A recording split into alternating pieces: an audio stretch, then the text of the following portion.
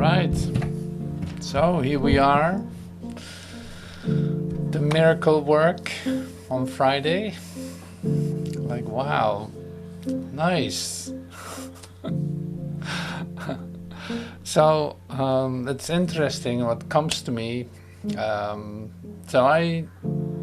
This thing comes to me, and this thing is something that can be a cloud, it can be a shadow, it can be something that sticks on you, it can be so many things. It can be the opposite of what you think it is. It can be, yeah, so many things. And what is the thing I'm talking about?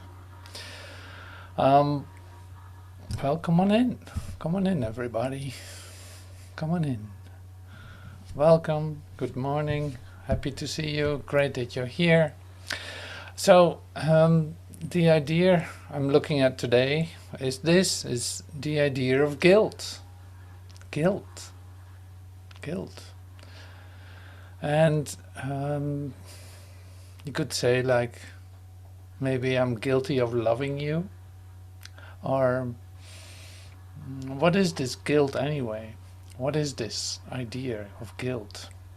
Thinking that you're not doing something right, thinking that you're not good enough, feeling guilty of not being sufficient. So in other words, there's a lot of relationship to the ego thinking. So it's always based on comparison, it's based on competition, on comparison, analysis. Yeah, that's another one, analysis. It analyzes, and it tells itself to be guilty, or recognizing the guilt in someone else. So how this works, and so how we can look at this is, say, I used probably 10 expressions of it from chapter 13, which is really like a great chapter for the undoing of the idea of guilt. So I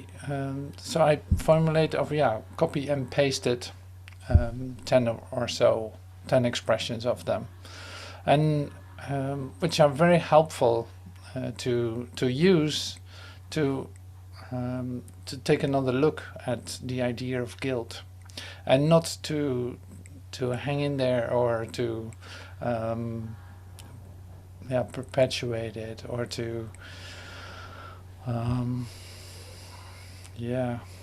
use it against yourself, but really to see where it's connected to, and seeing that the necessity to do so is in fact already gone. There's no need to do that.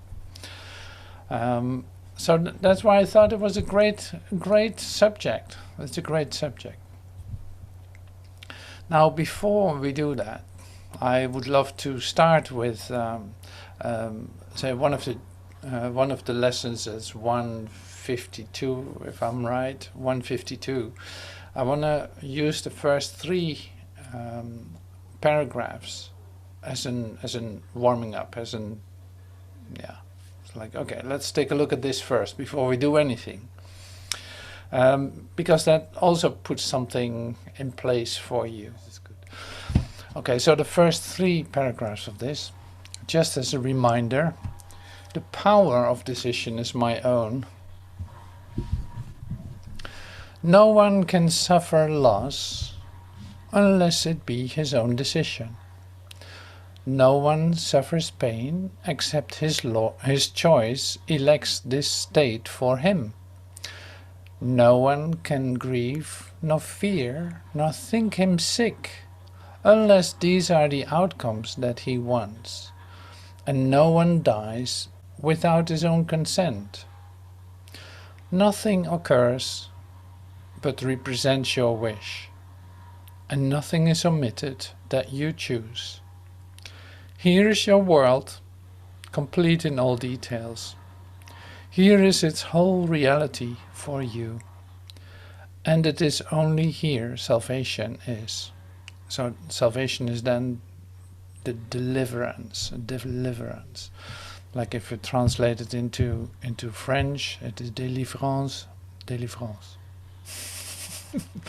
And not salut. Salut, I don't know. Pas de salut. Salvation. Salvation.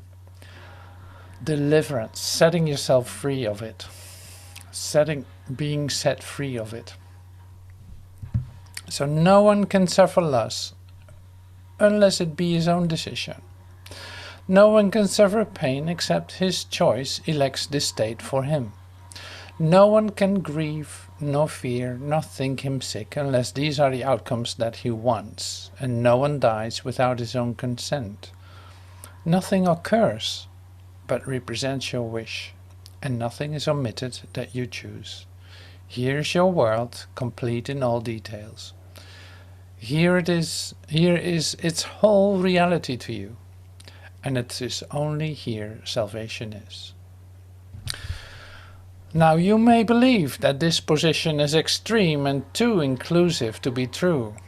Yet, can truth have exceptions? If you have the gift of everything, can loss be real? Can pain be part of peace, or grief of joy? Can fear and sickness enter in a mind where love and perfect holiness abide? This is so sensible, isn't it? Truth must be all-inclusive, if it be the truth at all. Accept no opposite and no exceptions, for to do so is to contradict the truth entirely. Salvation is the recognition that the truth is true and nothing else is true. This you have heard before, but may not yet accept both parts of it. Without the first, the second has no meaning, but without the second is the first no longer true. Truth cannot have an opposite. This cannot be too often said and thought about. For if what is not true is true as well as what is true, then part of truth is false, and truth has lost its meaning. Nothing but the truth is true, and what is false is false. So I want to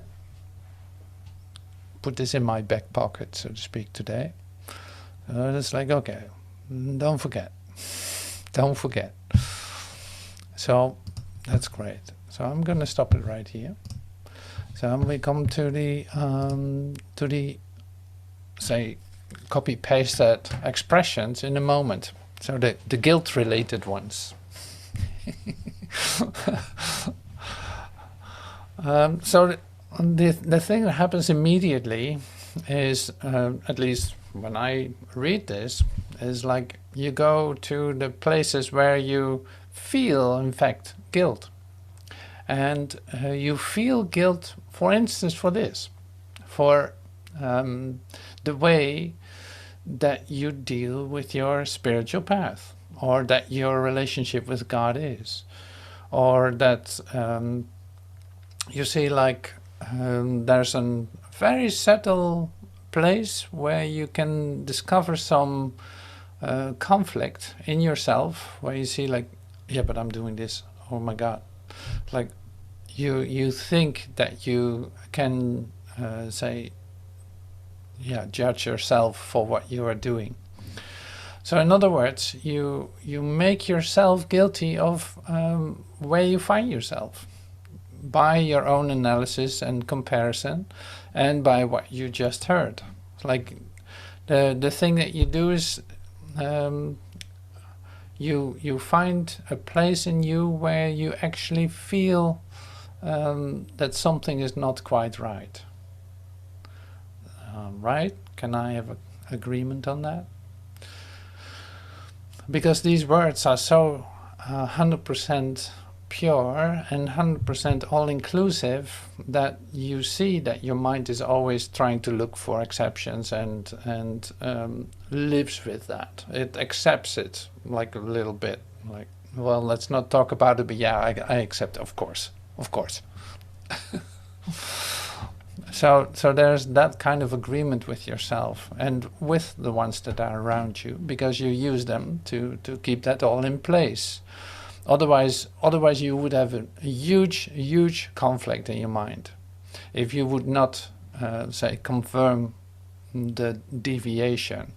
You would have a huge conflict, because you see exactly what you're doing, and it's impossible to live with that, because you're like 100% a lie, because you choose to go make a deal with yourself, like a little bit of truth, a little bit of me, and we should be fine. Like, I'm gonna make a deal with myself and God, and see that works. So you can say, like, the exact point where you don't want to feel that intense raging conflict in your mind, where you see exactly what you're doing, but trying to gloss it over, and have been very successful so far in doing so. Not really, but at least to an acceptable state of discomfort. This is exactly the place where something can happen. And I hope you know what I mean. I hope you hear what I'm saying. Because it is like there's no need to walk in that acceptable discomfort for yourself. There's no need for you to do that. And you have also no capability of getting yourself out of that. Like, you do whatever you do to maintain that. You cannot help yourself in this, is what I'm saying. Like, you can read this lesson 1,000 times and try to adjust your thinking. It's not going to do it. Or you can become even more acceptable to where you find yourself, agreeing that that's just the way it is, and there you go again. Like, you've trained yourself literally to accept your discomfort, to stay in a state of yeah, it's getting better compared to yesterday. It's getting better. It's like my discomfort is acceptable. Yeah, so that's just what it is. Like, to avoid this place of great intensity where you feel a conflict, and where an absolute need for healing is so much in your face that it's hurting your guts, so to speak. It hurts your guts to stay for one instant longer in that place. So this is the place this is the place that we're talking about. This is the place where we meet today. Like, to just hang in there a little bit in the discomfort in the conflict of the discomfort. And yeah, that happened. That came to me this way. And why did I read the lesson first, like the power of decision is your own? To in fact increase that conflict even more, because it is literally your choice. It is your choice. This is your world in all details. You make one exception, you cannot see the truth. You make one exception, you will not experience light.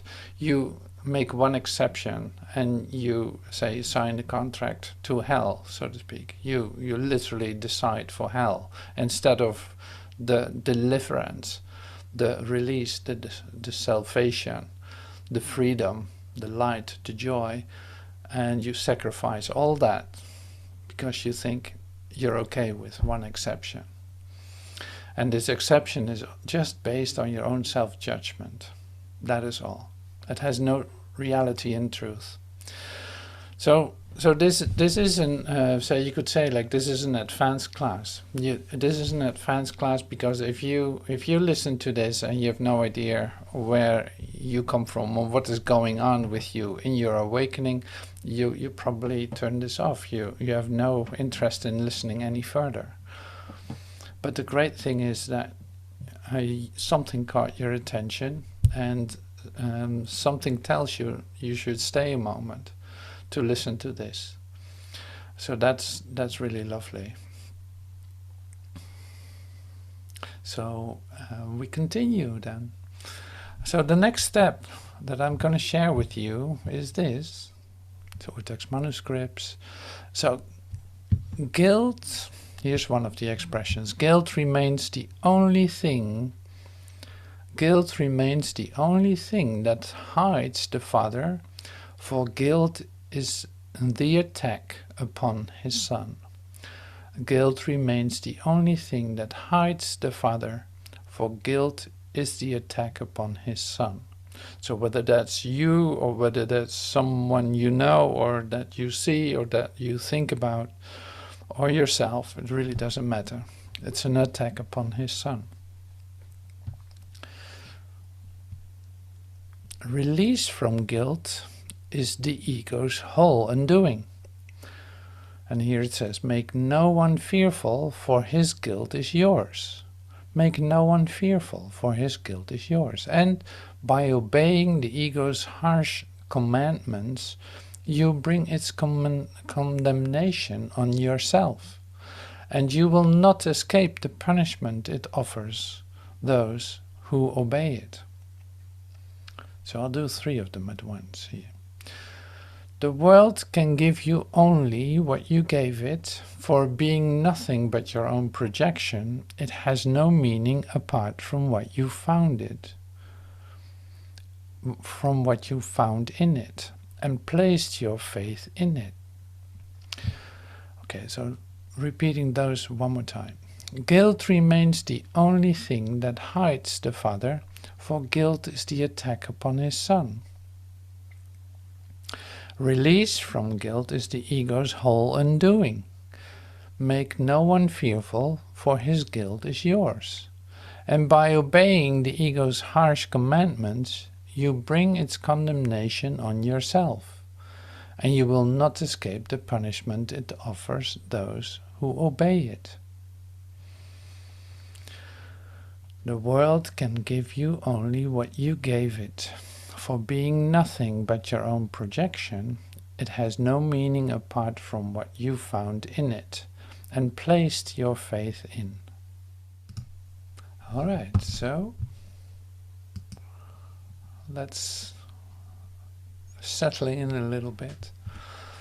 Like, this is the ego's toy, you know, guilt is the ego's toy, because it is a condemnation. It literally declares the separation, like one is more up to it than the other. So there's a comparison, there's a comparison going on, not based on any truth, because truth is one. So there's a comparison going on, and so in that it's really interesting what is happening then, because there's no way out of it. And there's a lot of defense related to it. Remember your own situation in which you felt so guilty. Like I remember for myself feeling guilty for something, and literally the whole world was showing me that I was guilty. It's like, oh, look at this guy. Oh my God, yeah, did you hear what he was doing? You know, you get this whole story in your mind that is confirmed by all your projections, whereas by all your, say, the ones that are around you even will show that to you, while it is literally a mirage. Like, it literally is not the truth. But you only can see that in a different way if you allow yourself to say, release it for just a moment and take another look at it. Then you see it, oh my God, it was just my decision to see it like that. And by my change of mind, by me releasing the guilt, so to speak, I see that everything is different, and that it all is not what I thought it was. Like, it is all just a reflection, just an idea I hold about myself. So this goes very far. because it might not be directly clear to you. So that's why it can really help to allow yourself to go to this impossible place inside of you where you feel that, where you actually can feel the incredible conflict of something that isn't whole. Like you have an idea of wholeness and you feel very comfortable in that idea of wholeness. So anything that isn't whole is a great conflict in your mind. So that just continues, that just continues. So every time you see your mind deviate or see something that isn't right in your comparison, in your judgment, then in fact you put that on top of that, not realizing that it's a burden you put on yourself. It's like you give that to yourself. This is literally what you found in your world, and you hold on to it just to be free of it yourself, you think, and put it out there. So that is, like I said, the top tool of ego mind, because it literally confirms separation, and it found something that isn't perfect. So that's like, great stuff for your ego mind. It feeds upon differences and comparisons.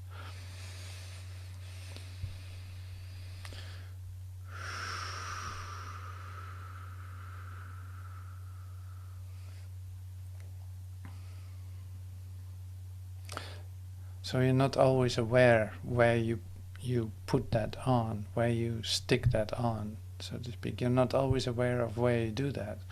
But you can say, like, when you feel guilty, you have done that. You have put something surreal on someone. You literally projected that on someone or on yourself.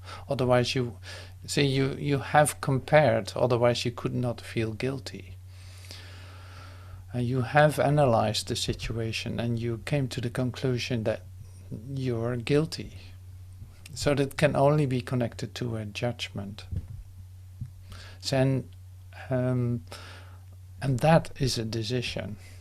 So coming back to the lesson 152, it's like that is a decision. That is a decision, and you have the power to decide. So you also have the power to decide otherwise. That's why it is a temporary weapon against yourself. Guilt is like a temporary weapon against yourself until you're done with it. See, the atonement brings a re-evaluation of everything you cherish, for it is the means by which the Holy Spirit can separate the false and true, which you have accepted into your minds without distinction. Atonement brings a re-evaluation of everything you cherish, for it is the means by which the Holy Spirit can separate the false and true, which you have accepted into your minds without distinction. The atonement here then is really the undoing of your whole thought system, like the undoing, the deliverance of your thought system. It brings a re-evaluation of everything you cherish. See, and the things that you cherish, you say like, well, it's great if I cherish things, right? But then you have to recognize this, that there has been a confusion in what is pain and what is pleasure, and like you cannot distinguish between these things in your humanness of mind. Like you cannot distinguish. You don't know the difference between pain and pleasure. You don't know what's going to bring you joy and what doesn't. That is confused in your mind, as it says here. So the atonement then is a re-evaluation. So not done by you, but by Spirit. So I'll come back to that in a second. So lay not his guilt upon him, on your brother, for his guilt lies in his secret, that he thinks that he has done this unto you. Would you then teach him what he is right in his delusion? Would you then teach him that he is right in his delusion? Lay not his guilt upon him. So if somebody comes to you with an idea of guilt, don't confirm that, it says here. It's like, why would you want to confirm that and think that he is right in his delusion? So see no one then as guilty, and you will affirm the truth of guiltlessness unto yourself. See no one then as guilty, and you will affirm the truth of guiltlessness unto yourself. So this is wonderful. There's a lot of rain outside, so it's always distracting to me. So here is then the say the idea of guilt that we're looking at. So it's not really the idea of guilt we're actually looking at. It's like a discovery of the idea of guilt, but then you see it has actually everything to do with your innocence. The thing, and this is the real so-called handicap of an awakening mind, the handicap of that is that you're actually trying to do this by yourself, like sometimes maybe forgetting to ask Spirit for your help, to help you getting out of this. Like you have a strong belief in your mental capacity to talk yourself out of it, or to use techniques to get out of the thing that you're in. And so continuously that is an say you can call it a risk. That sounds intense, but it's like that the tendency to pick that up is really great. Like you tend to do that with your mind, thinking that you can solve what you're in, or evaluate what you are doing, or how the progress is going. So this is all great stuff to look at, because in fact you cannot do that, and you don't have to do that. So handing everything over to Spirit, it is that what helps. It is, you don't have to evaluate yourself. See no one guilty. You know, all these expressions that we just read, like see no one as guilty. Your self-evaluation is of no good to anyone. Your evaluation of your brother is no good to anyone either. So this is where the whole idea of guilt is related to, seeing something that isn't actually there. So, and then in the undoing of that is the release of guilt. But you cannot get it off your, say, chest yourself. You cannot take that off your back yourself. Literally it has to be given away in order to be healed. And why do I put so much emphasis on it? So it's like, here's such an incredible opportunity for healing. That's why I share this. You know, it's like it's an incredible opportunity for healing, because this is so specific, and it is so related to a way of thinking that is so inherent in ego mind thinking. It is always related to guilt. It is always related to comparison and judgment. So you could say this is a real lesson in forgiveness in that sense. It is a lesson in forgiveness, to come to know your own innocence. And your innocence is already there. That's why you cannot say use any of your skills or techniques to get yourself into it. Otherwise you would try to make it to something that is new to you. Like, and this is not new to you. It is inherent in you. It is a whole and perfect part in you. I don't know if I make any sense if I say it like this, but I hope so. So it's like trying to share a discovery that you cannot really explain in the first place. So this is the dilemma I'm dealing with right now. So the healing opportunity then, to bring that back, it's like the healing opportunity in this is your discovery of your wholeness, and that it has no exceptions. So projecting any exceptions on you, on yourself, or on your brother will take away the vision of seeing that, take away your chance of actually discovering that. And maybe that's the most practical way to express it.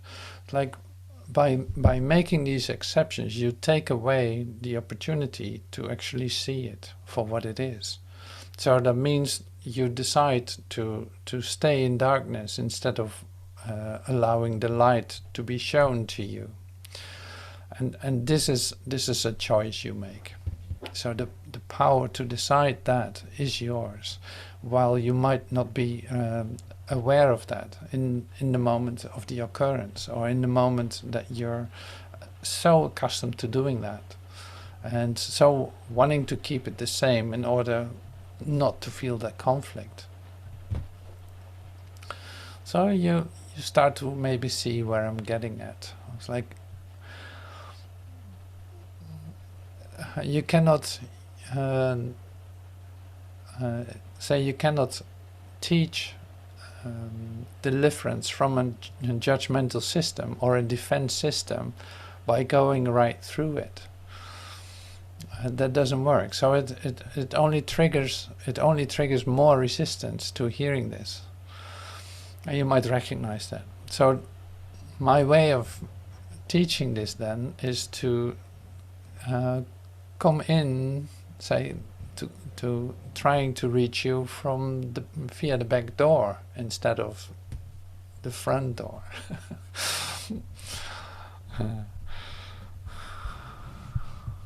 See, if I talk about your innocence, that might be easier to listen to, while I'm actually talking about the guilt of not feeling your own innocence. The guilt you feel by recognizing I'm not experiencing light, I'm experiencing conflict. And yes, I do judge my brothers, and yes, I do judge myself, and yes, I am in pain. Yes, I accept that, and do this and do that, like all the things you apply to stay where you are. So I'm happy that words will come. I totally trust that. Like there's no way I can conceptually convince or anything. I have no need to do that either. So let's take another couple of those. Guilt makes you blind. For while you see one spot of guilt within you, you will not see the light. Within you is not what you believe is there, and what you put your faith in. Within you is the holy sign of perfect faith your Father has in you. Look then upon the light He placed within you, and learn that what you feared was there, has been replaced with love. So guilt makes you blind, for while you see one spot of guilt within you, you will not see the light. Within you is not what you believe is there, and what you put your faith in. Within you is the holy sign of perfect faith your Father has in you. Look then upon the light He placed within you, and learn that what you feared was there has been replaced with love. Okay, so this is great. Now it gets a little bit more specific in terms of Like, okay, so fear, you see one spot of guilt in you, and you're blind. You cannot see the light. Like, you cannot allow light to show you the situation, or light to fill you. It's like that is an say that's immediate and total. There's no in between there. So this is great for yourself too. It's like, honestly, are you experiencing the light of your mind right now? Like, are you in an experience of light, or in any situation that you are? You can ask yourself that question, like, do I actually experience light, or am I condemning? Like, am I judging? Am I seeing a spot of guilt on someone or myself? Because then I'm literally blinded. I will not be able to see. And see, that's a choice if you stay with it. If you are aware that you have a choice in that situation, you can use that. It's like, oh my God, I'm actually condemning. There's no need for me to do that. I need help here. So I'm not trying to talk myself out of it. No, I make a decision to look at this anew and allow Spirit to inspire that, instead of my own, say, my own plan to save me. So that's great. So then it is total. Like, it is always total. There's no gray area. So it's either that or that. And not to condemn yourself with that. No, it's more like, it's obvious that you need help if you don't experience the light and love that is within you, that literally your Father placed within you. If you feel contracted, if you feel that you're defending yourself, if you feel that you try to wash it away or cover it up a little bit in order to not feel the conflict, or to make the discomfort doable, then you're actually say, confirming that for yourself, and you will not experience the light and deliverance, the salvation and the atonement in yourself. So that's how you learn to be honest with yourself. See, that's maybe take another look at that too. Is like, to be honest with yourself doesn't mean that you share everything that's going on in your mind with everyone. Like, that is not honesty. That is just like putting it out on the street, so to speak. That's all. So the real honesty is then that you're honest to yourself and recognizing, I'm not experiencing light. I'm feeling contracted. The honesty then is that you do something with that. You're not trying to fix that, but you do something with it. You give it away. So that is the new discipline, in fact, or the you could say, like, the awakening hygienic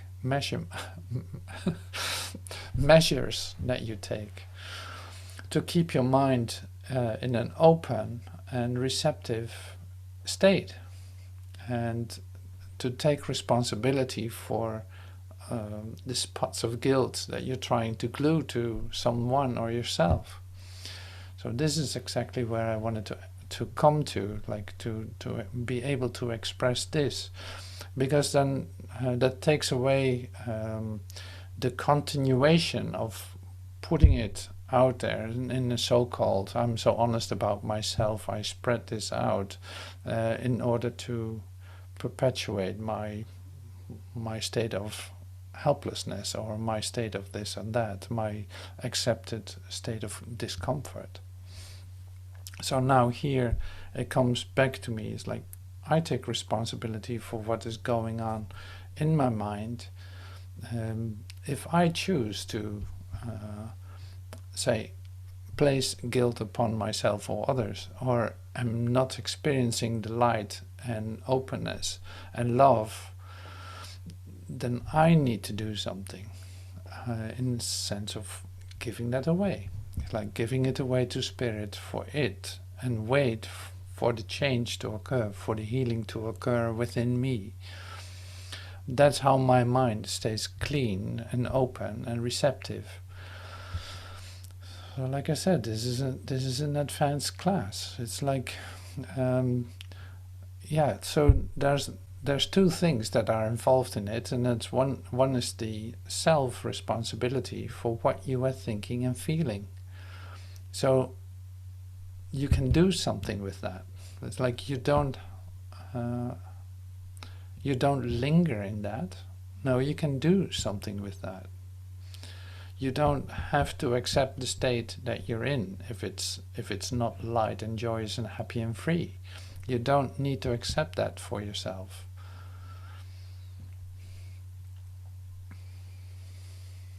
So this is where the alignment with truth takes place, and where a lot of healing is possible. So it's like that. It's an alignment in time too, because it is literally shortening your time. It's shortening your suffering. It is shortening your pain, and shortening your doubt, and bringing you closer all the time, bringing you closer to the point where you actually can experience your wholeness and your true place. Like there's nothing really in the way of that, to experience that, except in what we call then in the Course in Miracles, so your willingness. And the willingness to look honestly at that is then really to allow that to be pure. Like your willingness to go to that place and not accept the place where you find yourself in terms of you don't experience wholeness, you don't experience, but you experience contraction and pain and all that. The willingness to go then to the place where that can change, where you offer that to spirit, is in fact what is being offered right now. You know, that is your opportunity for healing. But that's also your demonstration of your willingness. And that is, you have to say, get over yourself. So you have to get over your ideas about yourself in order to do that.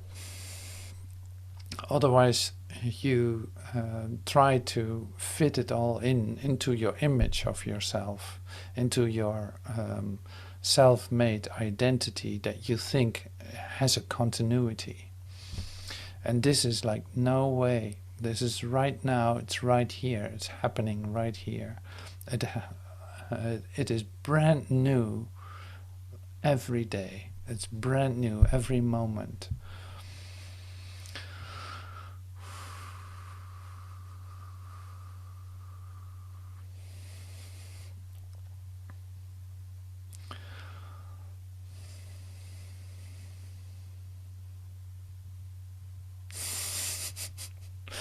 So if you're offended by this, great. That's wonderful. If you're offended by what I just shared, that's great. That's progress, because you feel the intensity of the conflict that's related to you holding on to that place where you are accepting your misery. And that's unacceptable. That's unacceptable. You don't have to do that.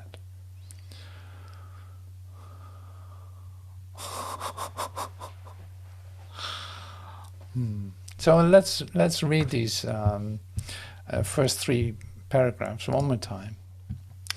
The power of decision is my own. No one can suffer loss unless it be his own decision. No one suffers pain except his choice elects this state for him. No one can grieve, nor fear, nor think him sick, unless these are the outcomes that he wants. And no one dies without his own consent. Nothing occurs but represents your wish, and nothing is omitted that you choose. Here is your world, complete in all details. Here is its whole reality to you, for you. And it is only here salvation is, or your freedom lies. You may believe that this position is extreme and too inclusive to be true. Well, there you go. Yet can truth have exceptions? No. If you have the gift of everything, can loss be real? No. Can pain be part of peace, or grief of joy? No. Can fear and sickness enter in the mind where love and perfect holiness abide? No. So these are the guilt spots, so to speak. The guilt spots, or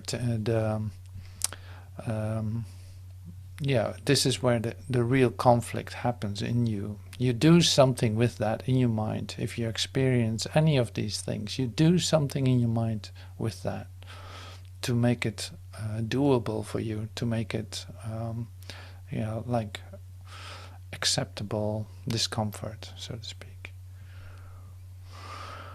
Truth must be all-inclusive if it be the truth at all. Accept no opposite and no exceptions, for to do so is to contradict the truth entirely.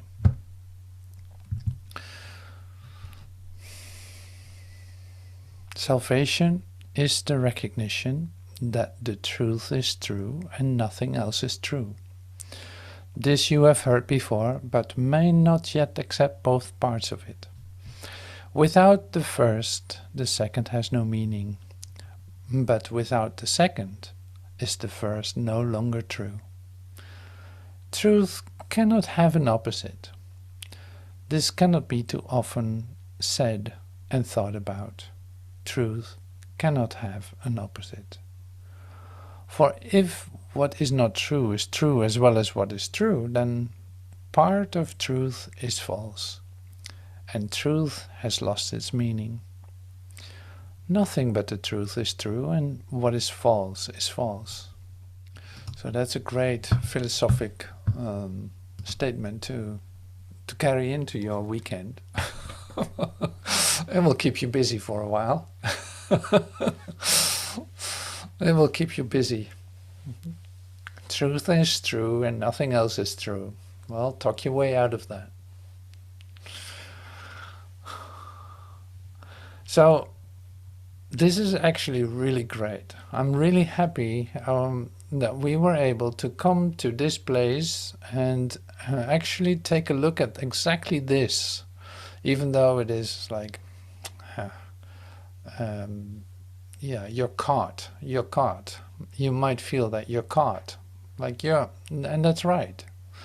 So it's like there's no way out of it, except through truth, and so the actual offering here then is the freedom of all that you adjusted yourself to. So you no longer have to do that.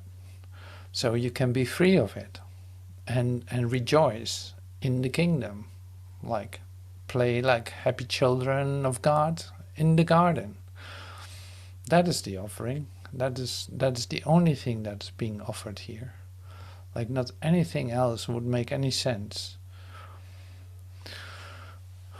And so maybe I shared this in a very direct way, but that is just only to be helpful in this. It's really an expression of the love that I feel for you, not anything else. Of the love that we share, that's even a better expression. It's like it is the love that we share that tells you this, and that is ready to receive you all the time. And so why not join in that and say, get over yourself and become willing to enter into it.